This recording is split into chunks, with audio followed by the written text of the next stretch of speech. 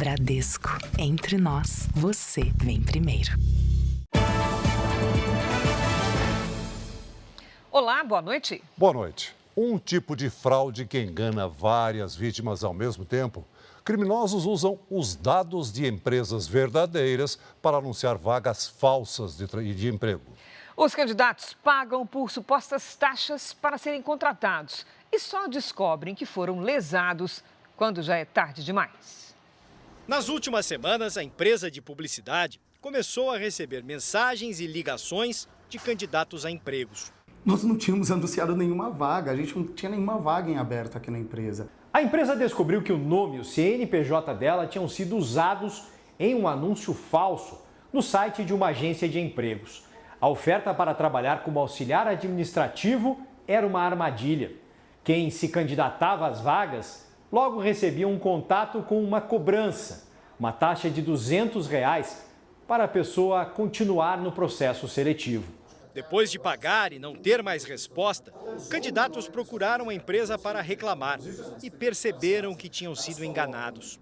Dias depois, o Luiz descobriu que o nome e o CNPJ da empresa também tinham sido usados em anúncios de supostos empréstimos consignados. Com o mesmo formato. Olha, eu preciso de dinheiro, preciso que você me pague o valor das taxas e logo após as taxas de cartórios, você vai receber o dinheiro em sua conta. Esta advogada diz que empresas que tiverem os dados usados por criminosos devem agir rapidamente. Mostre nas suas redes sociais que você também está sendo vítima, entre com um boletim de ocorrência, pode ser direto na delegacia, pode ser via internet, não tem problema, só que sempre mostrando boa fé. O Luiz seguiu as orientações, mas a preocupação continua.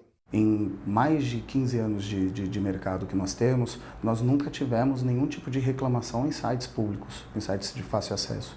E agora nós estamos tendo algumas reclamações por coisas que nem fizemos. Então a imagem da empresa foi prejudicada. Polícia prende mulher suspeita de liderar grupo que matou ciclista em São Paulo. Governo anuncia a entrada do Brasil em grupo de países aliados da OPEP. Ex-presidente Jair Bolsonaro defende anistia aos condenados pelo 8 de janeiro e critica a lei da ficha limpa. População usa a criatividade para reduzir a sensação de calor dentro de casa.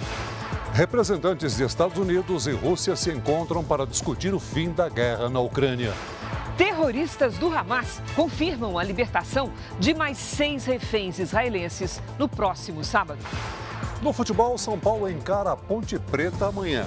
Uma vitória pode dar vantagem ao tricolor nas quartas de final e ajudar o rival Palmeiras.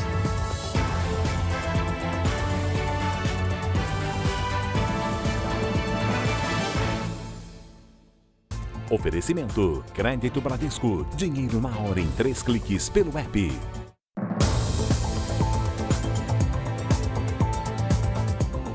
Uma mulher suspeita de chefiar uma quadrilha de roubos de celulares foi presa hoje em São Paulo. Os criminosos estariam envolvidos em 2 assaltos com mortes. Suedna Barbosa Carneiro, de 41 anos, foi presa em Paraisópolis, comunidade da Zona Sul de São Paulo. Na casa dela, policiais encontraram 3 armas, joias, bolsas de grife, celulares e computadores. De acordo com a investigação, a suspeita, conhecida como Mainha do Crime, emprestava aos assaltantes um kit que incluía motocicleta, capacetes, bolsas de entrega e placas frias, além de pistolas e revólveres usados nos crimes. Ela vive e fomenta o crime, ela faz com que o crime exista, alugando ou cedendo as armas para o crime e comprando o produto desse crime. Este capacete apreendido hoje, segundo a polícia, foi usado por um dos 3 criminosos envolvidos no roubo que terminou com a morte do delegado Josenildo Belarmino de Moura, no dia 14 de janeiro. No momento do crime, ele é filmado nesse ângulo aqui. E esse identificador, até esses riscos aqui, você vê na hora da morte dele. 3 suspeitos foram identificados e estão foragidos. A polícia investiga a ligação de Mainha do Crime com outros assaltos praticados por motociclistas em São Paulo. Entre eles, o que terminou com a morte do ciclista Vitor Medrado e a tentativa de roubo em que o motociclista Rafael Molina foi baleado. Os dois crimes aconteceram na quinta-feira passada. Em 2022, Suedna foi presa por receptação. Na casa dela, foram encontrados vários produtos roubados, incluindo 50 celulares. Ao emprestar armas e motos para os assaltantes, a polícia acredita que Suedna fazia uma exigência. Itens de valor como celulares deveriam ser imediatamente entregues a ela. A perícia vai esclarecer quem são os donos dos aparelhos apreendidos. Um deles foi roubado no último sábado, no bairro de Alto Padrão, da zona sul da capital. Investigadores encontraram com a suspeita uma lista com valores de revenda de diversos modelos de telefones. Os preços variam de R$ 500 a R$ 3.700. Segundo a defesa de Suedna Carneiro, ainda não há provas sobre o envolvimento dela nos crimes investigados. 37 suspeitos foram presos por integrar uma quadrilha de roubo de celulares no Rio de Janeiro. Os criminosos invadiam o sistema operacional do aparelho e, com os dados pessoais, extorquiam dinheiro das vítimas. Os suspeitos foram identificados após 2 anos de investigação. De acordo com a polícia, 43 pessoas integram a quadrilha. 37 foram presas hoje. Os roubos de celulares aconteciam sempre em lugares de grande movimentação, como em centros comerciais.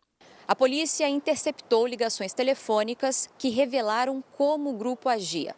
Após o roubo do aparelho, os criminosos conseguiam ter acesso a dados pessoais das vítimas, como, por exemplo, endereços e nomes de parentes. Em seguida, eles entravam em contato e faziam ameaças para extorquir dinheiro. Nesta conversa, o assaltante usa foto de uma arma para intimidar e exigir o desbloqueio do sistema operacional. Uma vez a pessoa liberando essa senha do celular, o criminoso muitas vezes conseguia acesso a dados bancários. Temos dados da investigação que demonstram que eles faziam transferência para contas de terceiros. A quadrilha era formada por 4 núcleos. Além dos assaltantes, havia os desbloqueadores de celulares, os olheiros, que avisavam sobre a presença da polícia, e os líderes, que forneciam armas e vendiam os aparelhos. O grupo era aliado de traficantes do Comando Vermelho, que autorizavam os roubos em troca de parte dos lucros. Uma facção criminosa por trás que dá uma arma para ele, na mão dele, às vezes até uma arma de guerra, às vezes até um fuzil para praticar um simples roubo. Um cara desse que se dispõe a fazer isso, ele tem que responder pelo roubo e também por toda a organização criminosa da qual ele faz parte. O Superior Tribunal de Justiça manteve o pedido do filho de Christian Cravinhos de anulação da paternidade. Cravinhos havia entrado com recurso contra a decisão. Ele foi condenado a 38 anos de prisão pelo assassinato dos pais de Suzane von Richthofen. O filho de Cravinhos tinha 3 anos na época do crime. Ele também pede o fim de qualquer vínculo com o pai. É possível recorrer à justiça para excluir o nome do pai ou da mãe da certidão de nascimento, desde que comprovado o abandono ou o constrangimento causado pelo nome. Por causa do calor, muitas famílias buscam alternativas baratas e criativas para enfrentar as altas temperaturas. No bairro onde Luciana mora, na zona sul de São Paulo, o calor está insuportável. Está batendo de 40 a 42 graus a sensação térmica. Aí a gente fica sem lugar, fica sem posição, fica completamente desnorteada, né? Porque a gente não sabe lidar com esse calor todo. À noite, conseguir pegar no sono é um desafio.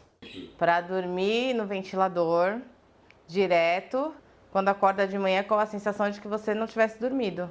Com as altas temperaturas, muitas famílias buscam alternativas acessíveis para aliviar o calor sem recorrer ao ar-condicionado. Aqui na casa da Luciana, por exemplo, ela encontrou diversas maneiras criativas para refrescar o ambiente. Baldes de água espalhados pela casa aumentam a umidade do ar. Gelo estrategicamente colocado em potes e toalhas molhadas para melhorar o efeito do ventilador. E ninguém esquece dos pets da família que sofrem com um clima abafado. Os passarinhos ganharam uma pequena piscina exclusiva e a Kiara tem direito a um aperitivo congelado para refrescar. Esta médica do Hospital Moriá dá outras dicas para amenizar os efeitos do calor, principalmente para os idosos e as crianças, que são mais suscetíveis à desidratação.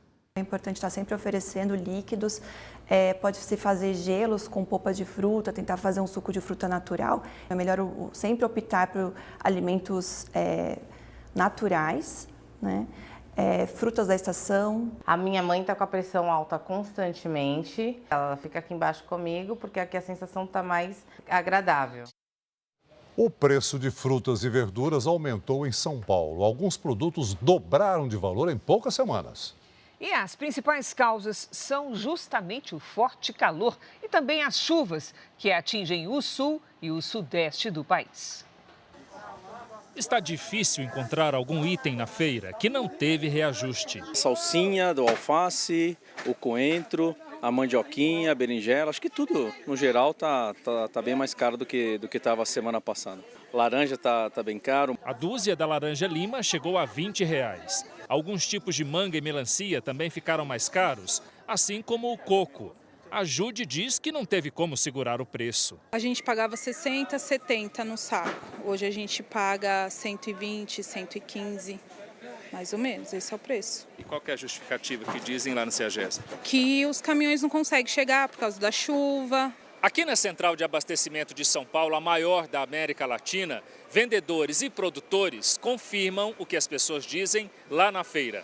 As perdas nas lavouras, provocadas pelos fatores climáticos, ajudam a explicar esse cenário, que pode durar pelo menos mais 2 meses. A caixa do coentro, por exemplo, está 3 vezes mais cara do que 3 semanas atrás.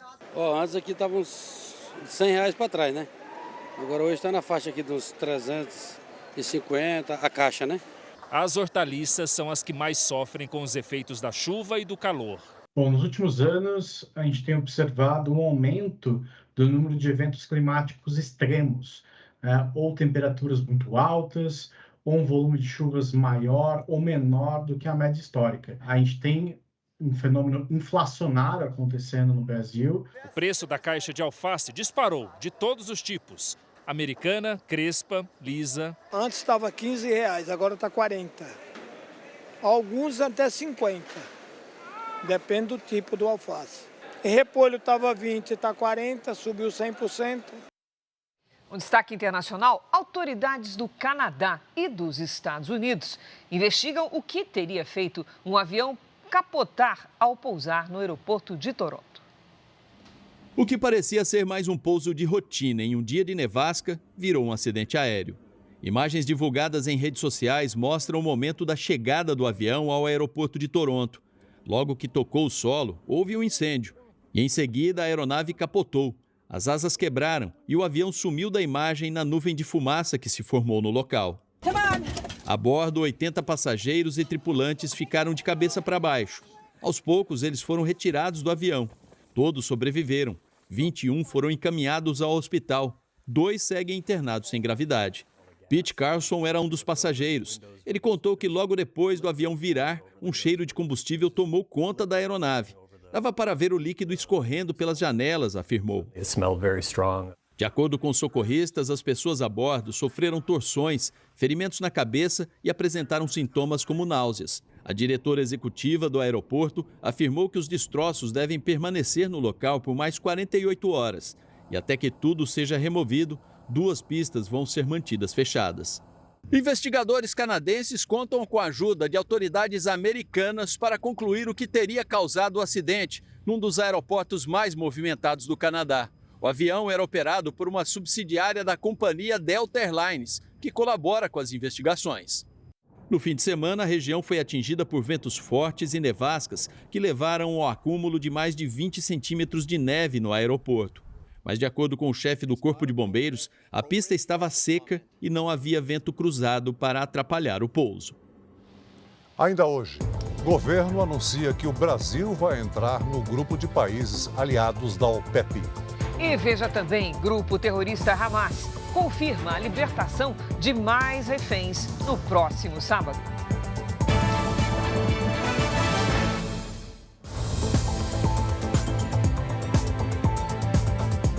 A terceira onda de calor que atinge o Brasil só neste início de ano faz a população correr para lugares frescos e climatizados, o que tem impactado a economia. O comércio já percebe o aumento no movimento e nas vendas.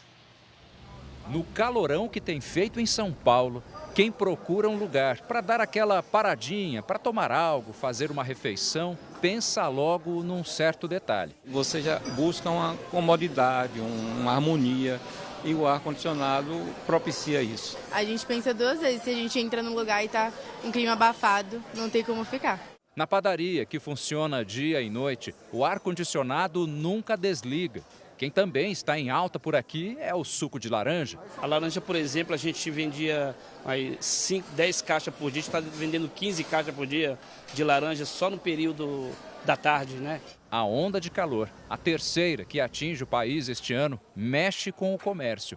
O Bruno passa o dia atrás de novos clientes na rua, porque até os celulares podem ter problemas. Às vezes está mexendo debaixo do sol, dá sobreaquecimento no aparelho.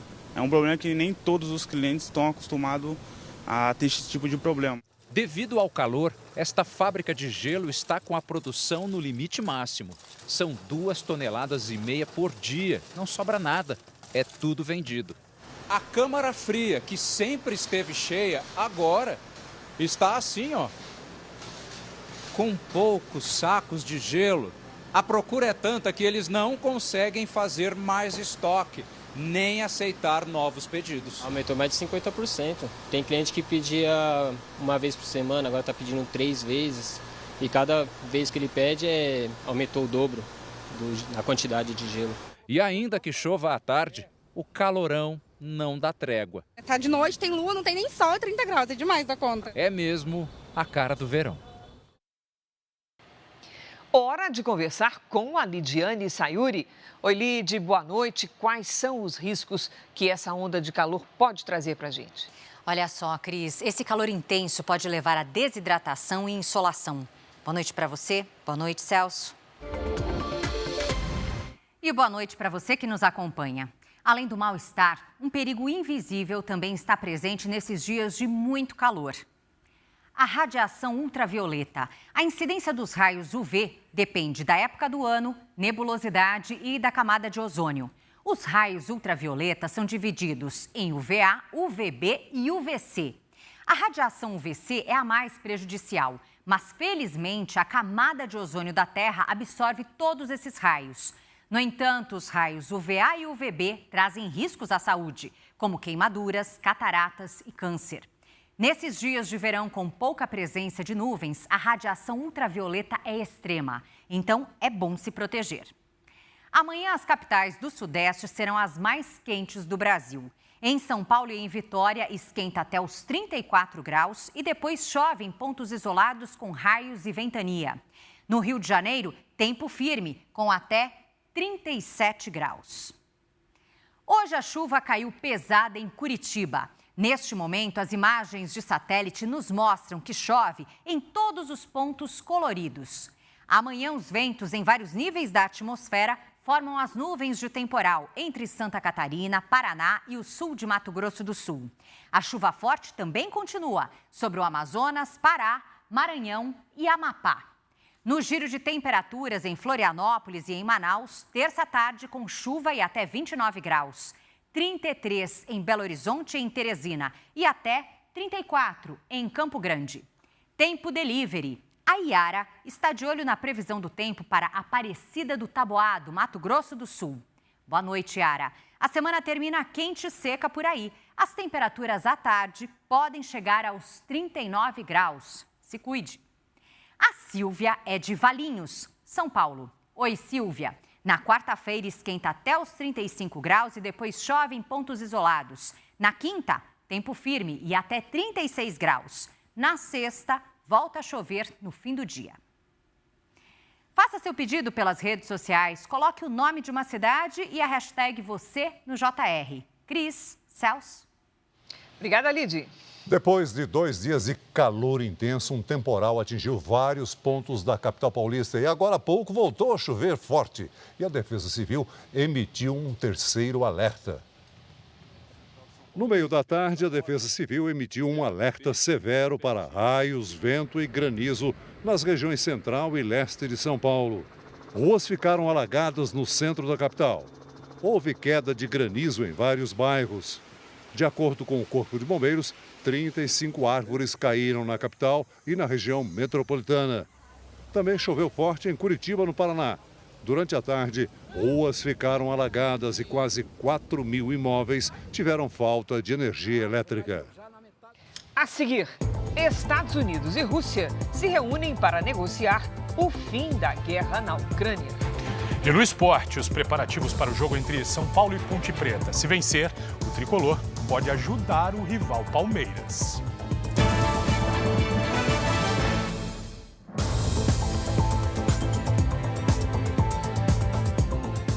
Redes sociais promovem e lucram com a venda de produtos piratas na internet. Diversos perfis e influenciadores divulgam mercadorias muito abaixo do preço. Para não dizer que é algo falsificado, afirmam se tratar de uma réplica, mas o item é ilegal e às vezes até perigoso para a saúde. O relógio vendido no site por R$ 300 é uma versão falsa de um produto que vale aproximadamente $150 mil, ou quase R$900 mil. Já essa outra empresa vende camisas de futebol piratas, além de fazer anúncios no YouTube. As camisas mais sinistras e raras do mercado. Influenciadores digitais também ajudam a divulgar os produtos ilegais. Ao invés de você pagar R$ 300 numa oficial, você consegue pagando R$60 um idêntico. As plataformas ainda dão a chance de que os conteúdos sejam patrocinados. Você paga para a plataforma para que ela impulsione, para que o seu vídeo alcance uma maior gama de usuários dentro dessa plataforma desde esse pagamento. Então a plataforma acaba lucrando com isso. Segundo o especialista em segurança digital, as divulgações são feitas sem uma avaliação do que está sendo oferecido. A Meta, empresa que administra o Facebook e Instagram, disse que a proteção ao direito intelectual é prioridade e que incentiva os usuários a denunciarem esse tipo de conteúdo. Já o Google diz que age sempre ao identificar uma violação e suspende o anúncio. Essas falhas acabam desencadeando outros problemas para o consumidor. Especialistas alertam que sites que vendem produtos falsificados geralmente não se preocupam com a proteção de dados dos clientes. Golpistas utilizam das informações pessoais vazadas ou roubadas dentro desse site até para aplicar outros tipos de golpe em você. Um estudo mostra que de todas as transações ilegais de produtos de vestuário falsificados, 34% foram feitas pela internet. A outra parte é vendida em regiões de comércio popular. Um prejuízo enorme aos cofres públicos. Em um ano, falsificação, contrabando e sonegação de impostos desses produtos geraram um prejuízo de 414 bilhões de reais ao nosso país. O Emílio trabalha com fotografia. Precisava de um aparelho novo e encontrou um anúncio atraente na internet. O que seria uma economia de R$3 mil se tornou um prejuízo incalculável. Peguei o telefone, vi que ele me deu a nota fiscal, estava na caixa, tudo direitinho, né? Abri igualzinho o aparelho. Quando eu fui passar os dados, que eu percebi que não era original, né? Aí veio a frustração. Mais do que isso, a Associação Brasileira de Combate à Falsificação alerta para os riscos à saúde e à segurança. Eu acho que é importante o consumidor estar atento, principalmente a comprar produtos para consumo direto do ser humano, ou seja, alimentos, bebidas, cosméticos, perfumes, remédios, porque esse tipo de produto, quando ele é falsificado, o prejuízo que ele traz para o consumidor final é tremendo. O Ministério da Justiça e a Federação Brasileira de Bancos, a FEBRABAN, lançaram hoje uma aliança nacional de prevenção e combate a crimes cibernéticos. Equipes do governo e das instituições financeiras vão desenvolver propostas e estabelecer critérios para a verificação da identidade na abertura de contas e compartilhamento de dados dos clientes. Em 2024, os bancos brasileiros investiram cerca de 5 bilhões de reais em sistemas de segurança para combater as fraudes virtuais. Verão e calor levam milhares de pessoas à praia no litoral brasileiro, mas um descuido pode fazer a diversão terminar em acidente. Só no Rio de Janeiro, quase 2.000 pessoas foram resgatadas do mar no último final de semana. O sol mal começa a nascer e o carioca já sabe que terá mais um dia de extremo calor pela frente. Desde 2003, o Rio não tinha um mês de fevereiro tão quente.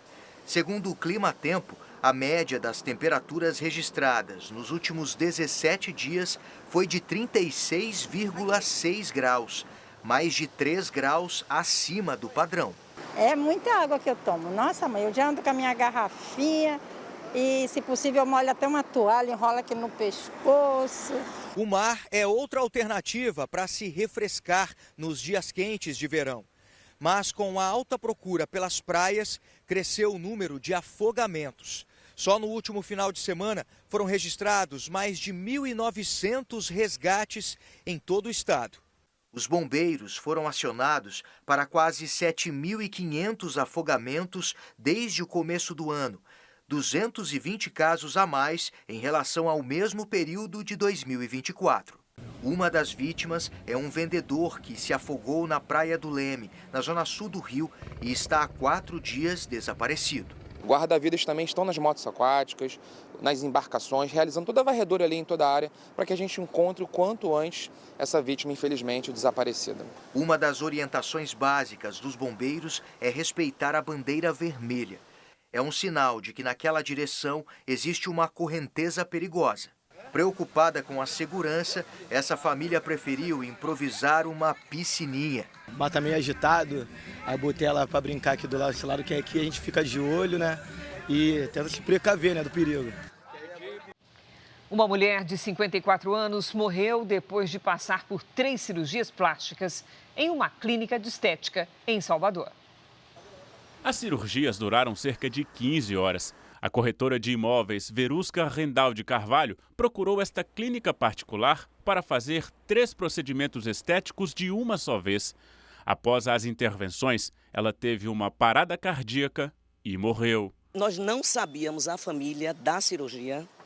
Ela tinha essa questão, né? Como ela não nos falou porque sabia que a gente não ia permitir.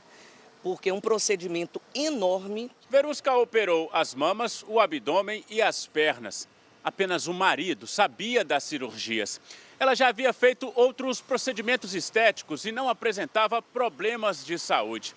Ela deixa uma filha de 16 anos. A clínica está em situação regular e informou que havia uma médica de plantão durante a madrugada e que todos os procedimentos possíveis para salvar a mulher foram adotados, mas sem sucesso.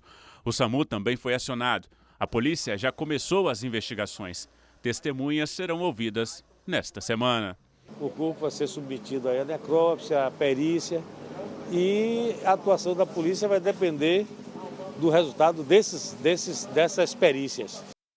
O motorista de um ônibus com dezenas de passageiros perseguiu um caminhoneiro por 40 minutos na região metropolitana de Belo Horizonte. Tudo começou por causa de um pequeno acidente.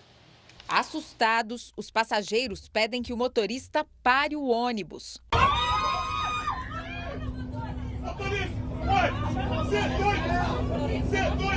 Mas ele continua, dirige perigosamente e até desvia da rota para o desespero das pessoas. Desse jeito você mata o povo. O ônibus saiu de Belo Horizonte com destino a Ribeirão das Neves, na região metropolitana. Segundo testemunhas, no meio do caminho, o veículo foi atingido por um caminhão e teve um dos retrovisores arrancado. O motorista perseguiu o caminhoneiro e só parou 40 minutos depois, sem conseguir alcançá-lo. Os passageiros acionaram a saída de emergência. Meu Deus, quebrou! E desceram assustados. Ô moço, mas você tá maluco? Você viu a virada que você fez ali? Os passageiros registraram um boletim de ocorrência. A polícia vai analisar as imagens do veículo e o tacógrafo Testemunhas e motorista devem ser ouvidos ainda nesta semana. Ele vai responder por direção perigosa, respondendo pelas penas do Código de Trânsito Brasileiro, tendo inclusive a suspensão do direito de dirigir. Tentamos contato com a empresa responsável pelo ônibus, mas não tivemos retorno. Ele entrou na curva, ontem, quase que tombou. Se agora eu estou morto, ou eu estou morto, todo mundo está morto. Representantes do governo português estão em visita oficial de 2 dias a Brasília. Nosso colega Luiz Fara Monteiro traz os detalhes. Oi, Fara, boa noite. Oi, Cris, boa noite a você, ao Celso e a todos que acompanham o Jornal da Record. O presidente Lula recebeu hoje o presidente de Portugal, Marcelo Rebelo de Sousa. A delegação foi recebida pelo presidente Lula no Palácio do Planalto. Em seguida, os representantes europeus visitaram o Congresso Nacional. Primeiro se reuniram com o vice-presidente do Senado, Eduardo Gomes. Depois com o presidente da Câmara. Hugo Mota agradeceu pelo empenho de Portugal no acordo do Mercosul com a União Europeia. Um acordo entre o Mercosul e a União Europeia mostra ao mundo que o fechamento de fronteiras e o protecionismo não são soluções para o mundo de hoje. Hoje, mais de 500 mil brasileiros vivem em Portugal. No comércio entre os dois países, o Brasil tem um superávit de 2 bilhões e 100 milhões de dólares. O presidente de Portugal destacou que o mundo vive uma situação nova, de risco para as instituições internacionais, de prejuízo para a economia global e de muitos sacrifícios para Brasil e Portugal. Estamos vivendo uma mudança no plano internacional, acelerada pela pandemia, acelerada pelas guerras, acelerada pelas crises económicas sucessivas. Rebelo e Lula participam nesta noite da entrega do Prêmio Camões, à poetisa brasileira Adélia Prado, e terão um jantar no Palácio do Itamaraty. O ministro Flávio Dino, do Supremo Tribunal Federal, determinou que a Controladoria Geral da União conclua em 60 dias uma auditoria no repasse e uso de 469 milhões de reais em emendas parlamentares. Essas emendas foram transferidas a estados e municípios no ano passado sem a apresentação de um plano de trabalho. De acordo com a decisão do Supremo, a apresentação desse plano é obrigatória para a liberação dos recursos. O ex-presidente Jair Bolsonaro esteve hoje no Senado. Ele defendeu a anistia aos condenados pelos atos de 8 de janeiro e o fim da lei da ficha limpa. O ex-presidente se reuniu com líderes da oposição. Depois do encontro, Jair Bolsonaro afirmou que não pediu urgência, mas acredita que a anistia para os condenados pelos ataques às sedes dos 3 poderes em 8 de janeiro de 2023 vai ser votada em breve. Hoje, o que eu sinto conversando com parlamentares como o do PSD, a maioria votariam favorável. Eu acho que na Câmara já tem quórum para aprovar a anistia. Bolsonaro questionou as condenações do Tribunal Superior Eleitoral que o tornaram inelegível até 2030. Também afirmou que aguarda a denúncia da Procuradoria-Geral da República sobre o inquérito da suposta trama golpista. Espero que agora possa ter acesso aos autos. O ex-presidente também defendeu o fim da lei da ficha limpa. Os Estados Unidos não tem lei da ficha limpa. Se tivesse, o Trump estaria inelegível. O pessoal está entendendo que a lei da ficha limpa é usada para perseguir a direita. O Brasil vai entrar no grupo de aliados da Organização dos Países Produtores e Exportadores de Petróleo, a OPEP. O convite foi feito há mais de um ano, durante uma visita do presidente Lula ao Oriente Médio. Criada em 1960, a OPEP reúne hoje 13 países, como a Arábia Saudita, Irã, Iraque, Emirados Árabes Unidos e até a Venezuela. Juntos, são responsáveis por 30% da produção de petróleo no mundo e de 60% das exportações do produto. O Brasil vai entrar no grupo dos países aliados.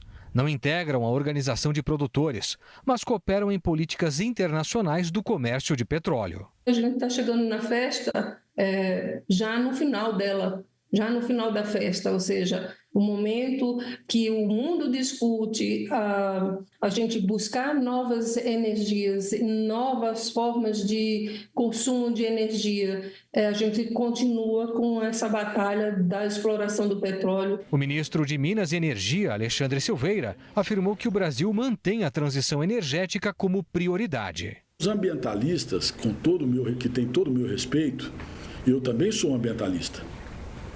Eu também defendo a preservação do meio ambiente. Eu trabalho vigorosamente para avançar na transição energética. Talvez eu me considere até mais ambientalista que eles. Agora, eu quero saber o que está por trás disso. De chamar de contradição um país que é o líder da transição energética global, de aderir a um fórum para discutir estratégia de transição. Nós temos que manter uma relação geopolítica adequada. O Brasil vai ser o primeiro país a aderir à chamada Carta de Cooperação da OPEP. É um fórum de discussão da Organização dos Países Produtores. A expectativa do governo é de garantir influência para reduzir o preço do petróleo e baratear o combustível aqui no país.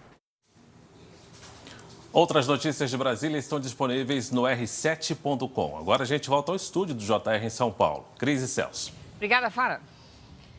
Na Argentina, o Tribunal Federal foi nomeado para apurar se o presidente Javier Milei cometeu crimes ao divulgar uma criptomoeda. Em entrevista a uma emissora argentina, o presidente disse que não fez promoção da criptomoeda, mas uma divulgação.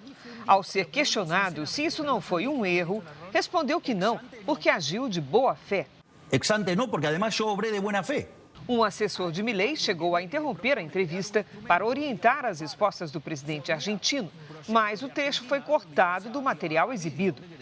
Na última sexta-feira, Milei postou em uma rede social informações de uma criptomoeda e escreveu: "Este projeto privado se dedicará a incentivar o crescimento da economia argentina." Depois do anúncio, os investimentos na criptomoeda movimentaram o equivalente a 25 bilhões de reais. Horas depois, o presidente apagou a publicação. Foram registradas, então, vendas em massa da criptomoeda. O valor desabou e milhares de pessoas ficaram com prejuízo. O caso chegou à Justiça Argentina, que nomeou um tribunal para centralizar as denúncias. Parlamentares da oposição estudam criar uma comissão de inquérito e até pedir o impeachment de Javier Milei.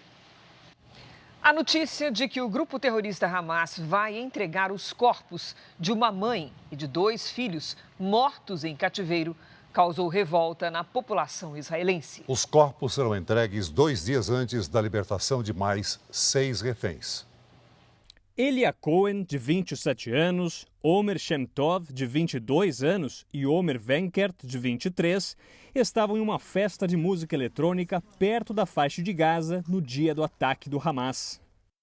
O refém Tal Shoam estava no kibbutz Be'eri quando foi sequestrado.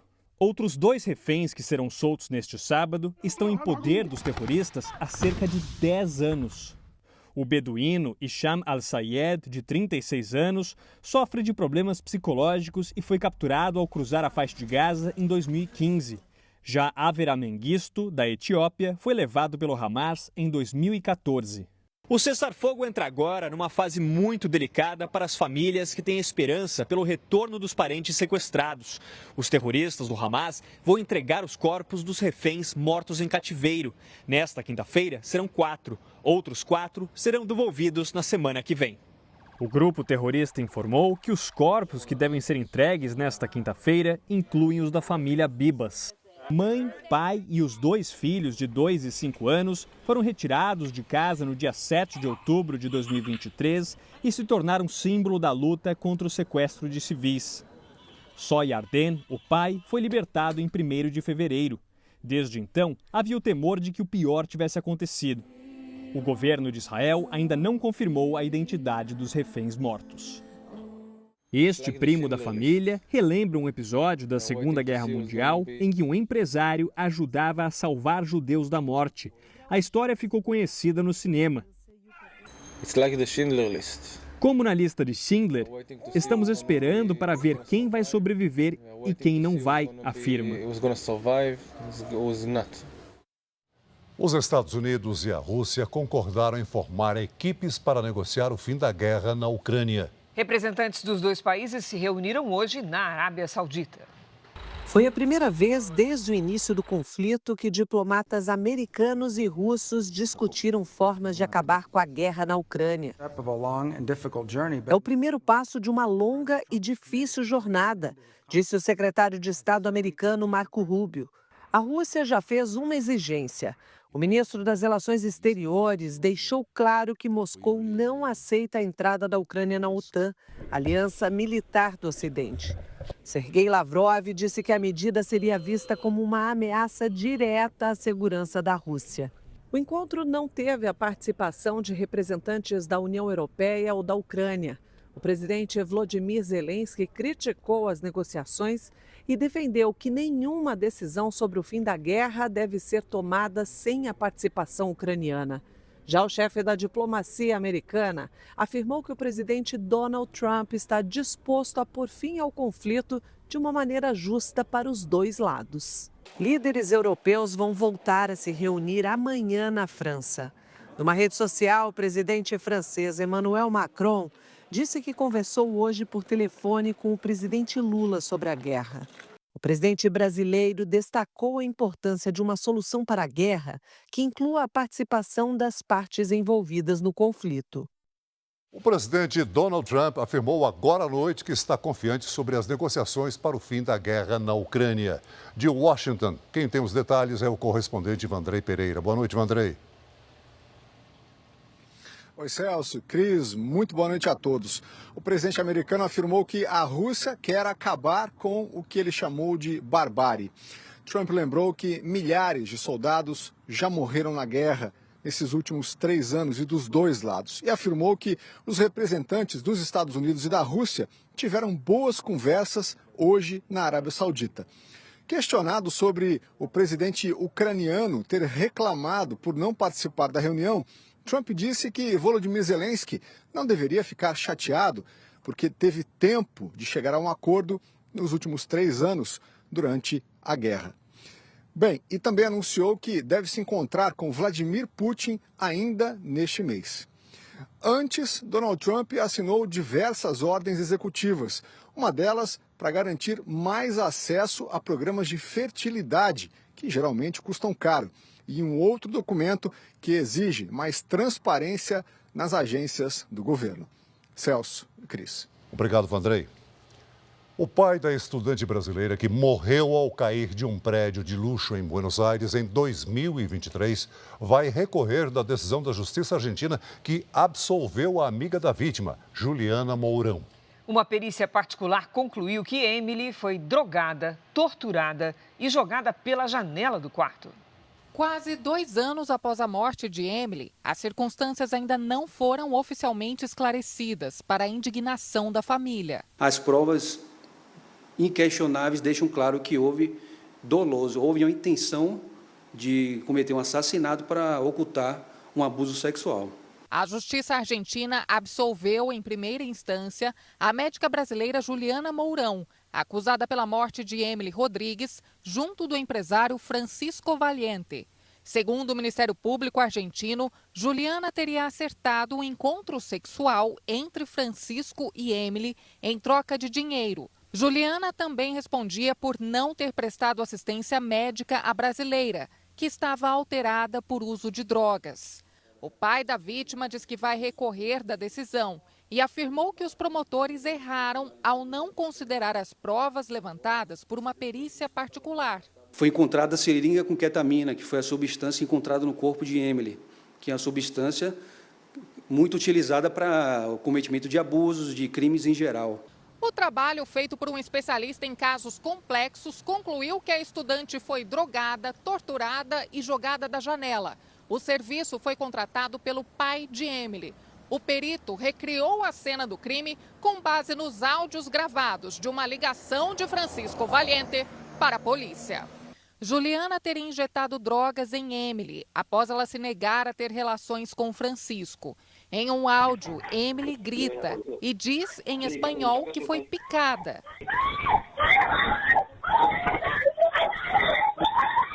Emily morava em Buenos Aires havia 4 anos, trabalhava como esteticista e estava noiva de um argentino. No dia da queda, ela e outras amigas foram ao apartamento do empresário Francisco Valiente a convite de Juliana.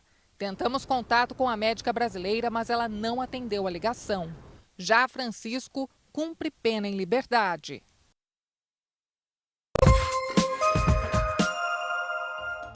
A polícia tenta identificar os criminosos que invadiram um estúdio de podcasts no interior de Minas Gerais. O assalto foi transmitido ao vivo. Os ladrões levaram uma câmera profissional usada na gravação, celulares e dinheiro. Um incêndio numa área de vegetação assustou moradores de Serra, região metropolitana de Vitória. A fumaça foi vista de longe. Uma distribuidora de energia que fica ao lado do terreno teve que ser esvaziada às pressas. Os bombeiros conseguiram apagar o fogo e ninguém ficou ferido. 26 pessoas foram presas numa operação da Polícia Federal para combater o furto de mercadorias transportadas pelos Correios. A ação aconteceu nos estados do Pará, Tocantins, Maranhão e São Paulo. Os agentes também apreenderam equipamentos eletrônicos, carros de luxo e dinheiro. O prejuízo estimado é de 40 milhões de reais.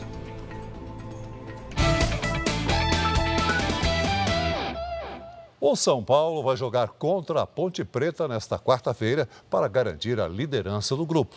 E a Record transmite a partir da manhã às 7h30 da noite. O Bruno Lohance já está aqui com a gente para trazer os detalhes desse jogão.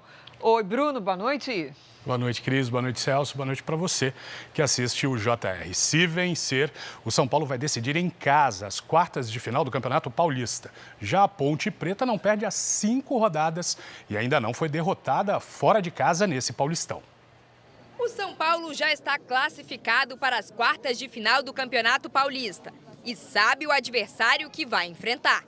Será o Novo Horizontino, mesmo time que eliminou o tricolor no Paulistão do ano passado. Nessa reta final, o São Paulo pode ter o reforço do lateral esquerdo Wendel, que faz um trabalho extra para estar 100% fisicamente. O quanto a gente puder somar pontos também na tabela geral, isso vai ser muito importante, porque sabemos que as fases finais elas são decididas pela pontuação e para decidir quem joga em casa ou fora. O São Paulo volta a jogar no Morumbi depois de 4 rodadas por conta de shows que aconteceram no estádio. O tricolor lidera o Grupo C com 16 pontos. Se vencer a Ponte Preta, garante o primeiro lugar e a vantagem de jogar em casa nas quartas de final do Campeonato Paulista. A Ponte Preta vem de uma sequência de 3 vitórias e 2 empates na competição. E ainda não perdeu jogando como visitante. Não é fácil no Campeonato Paulista, a gente sabe disso. Nós temos que valorizar muito o que os atletas têm feito. Nós estamos nos preparando para ter um São Paulo muito forte, muito difícil, com eles querendo a vitória também. A Record transmite a partida entre São Paulo e Ponte Preta amanhã, às 7h30 da noite, com exclusividade na TV aberta. O jogo também interessa ao atual tricampeão do torneio. O Palmeiras está fora da zona de classificação e precisa de um tropeço da Ponte para ter chances de avançar. O Verdão nunca foi eliminado na fase de grupos no atual formato do Paulistão. A Federação de Futebol do Rio de Janeiro decidiu que os jogos da reta final do Campeonato Carioca só vão começar depois das 6 da tarde. A medida foi tomada por causa da onda de calor que atinge o estado, com temperaturas superando os 40 graus. Vimos até uma reportagem mais cedo sobre isso. Segundo o Instituto Nacional de Meteorologia, 7 das 10 cidades mais quentes do país nesta terça-feira são do Rio de Janeiro. Um grupo de jogadores do futebol brasileiro se uniu para pedir o fim dos gramados sintéticos no país. Entre eles estão Neymar, Lucas Moura, Memphis, Felipe Coutinho, Thiago Silva e Gabigol. O texto, publicado hoje pelos atletas nas redes sociais, diz que estão juntos pelo espetáculo e que o futebol é natural, não sintético. Da primeira divisão do Campeonato Brasileiro, Botafogo e Palmeiras mandam os jogos em estádios com grama artificial. O Atlético Mineiro também passará a ter esse tipo de gramado. O Palmeiras rebateu o movimento e afirmou que o campo sintético é certificado pela FIFA e que não há qualquer comprovação científica de que o risco de lesão em campos artificiais seja maior. Agora há pouco, o Botafogo, que joga em gramado sintético, se manifestou. O clube disse que foi o time que disputou mais partidas no mundo no ano passado e, mesmo assim, teve redução no índice de lesões por jogo. Além disso, afirmou que dezenas de jogadores e técnicos elogiaram o gramado do estádio Newton Santos. Cris, Celso. Obrigada, Bruno. Ok, Bruno. Uma notícia que acaba de chegar. Nós vamos a Brasília com o repórter Clébio Cavagnoli, porque a Procuradoria-Geral da República acaba de apresentar denúncia contra o ex-presidente Jair Bolsonaro e outras 33 pessoas no caso do suposto plano de golpe de Estado. Boa noite, Clébio. Olá, Cris. Boa noite a você, ao Celso e a todos que nos acompanham. Como você disse, a denúncia acabou de entrar no processo, o inquérito que até então estava sendo tramitado, estava ali circulando pela Procuradoria-Geral da República, Cris. A denúncia que o Procurador-Geral Paulo Gonet ofereceu contra Bolsonaro e outras 33 pessoas é pelo suposto plano de golpe de Estado. E o ex-presidente é denunciado pelos seguintes crimes: golpe de Estado, abolição violenta do Estado Democrático de Direito, organização criminosa, entre outros crimes. O que acontece agora, Cris? Tanto Bolsonaro quanto Walter Braga Neto, o ex-ajudante de ordens, tenente-coronel Mauro Cid, todos eles que foram denunciados hoje, esse processo vai para as mãos do relator do caso no Supremo Tribunal Federal, Alexandre de Moraes, e ele deve definir, então, se aceita ou não a denúncia. O primeiro parecer é do ministro Alexandre de Moraes como relator do caso. Depois ele deve submeter essa decisão ao plenário da primeira turma. São 5 ministros que integram a primeira turma no Supremo Tribunal Federal. E esses ministros vão então definir se vão aceitar a denúncia e transformar o ex-presidente em réu ou não. Isso tem ainda um longo caminho para ser percorrido, viu, Cris? Volto com você e com o Celso aí no estúdio. Obrigada, Clébio.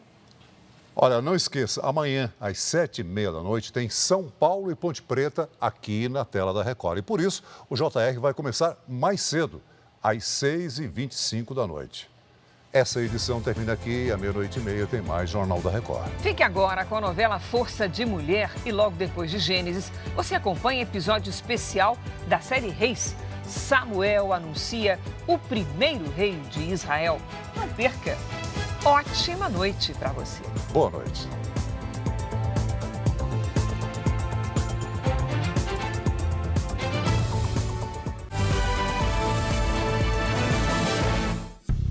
Bradesco, entre nós, você vem primeiro.